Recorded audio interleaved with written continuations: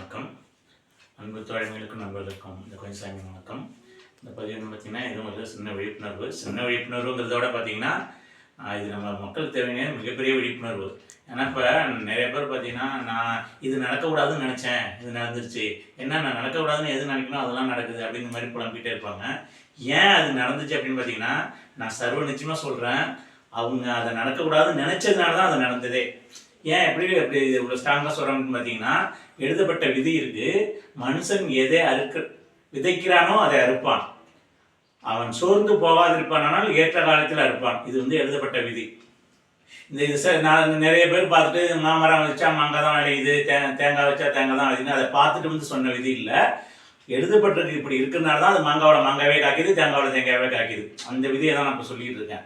அது பார்த்தீங்கன்னா அப்படி பார்த்தீங்கன்னா நம்ம எது விதைக்கிறோமோ, இப்போ நெல்லுன்னு விதைக்கிறோம் அப்படின்னா அதை தான் அறுக்க முடியும். கல்லன்னு போட்டோம்னா அதை தான் போய் அறுக்க போகிறோம். இது எல்லாருக்கும் நார்மலாக நமக்கு தெரிஞ்சது. இது வந்து பார்த்தீங்கன்னா மாம்சத்தினுடையது எல்லாம் தெரிஞ்சது. இது ஆவிக்குரியதும் இருக்குது. ஆவிக்குரியது நான் சொல்கிறது என்னென்னா நம்ம மனசுக்குள்ள எண்ணத்தில் நினைக்கிறோம்ல அது.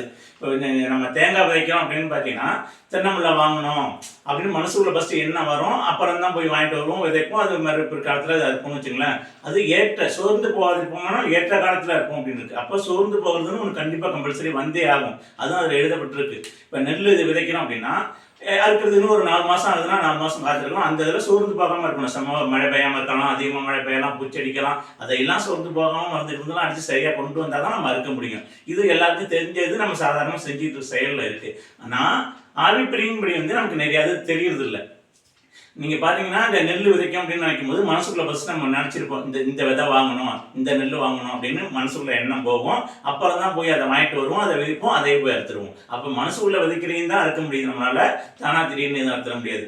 அதுக்கு செயல் என்னன்னு பார்த்தீங்கன்னா நம்ம ஒரு இப்படியே சொல்கிறேனே, இப்போ ஒரு பையன் காலேஜுக்கோ இல்லை வேலைக்கோ அனுப்பிவிடுறீங்க அப்படின்னா நீங்கள் வேண்டுவீங்க, நான் வந்து இறைவா நான் வந்து அவங்களுக்கு இந்த ஆக்சிடென்ட் இதெல்லாம் ஆகாமல் நல்லபடியாக வந்து சேரணும் அப்படின்னு டெய்லி வந்து வேண்டுவோம். அவங்களையும் வந்து வேண்டிட்டு போக சொல்லுவோம். இப்படி நீங்கள் வேண்டிட்டு போனால் சர்வ நிச்சயமாக ஒரு நாள் அந்த ஆக்சிடென்ட் நடந்தே ஆகும்.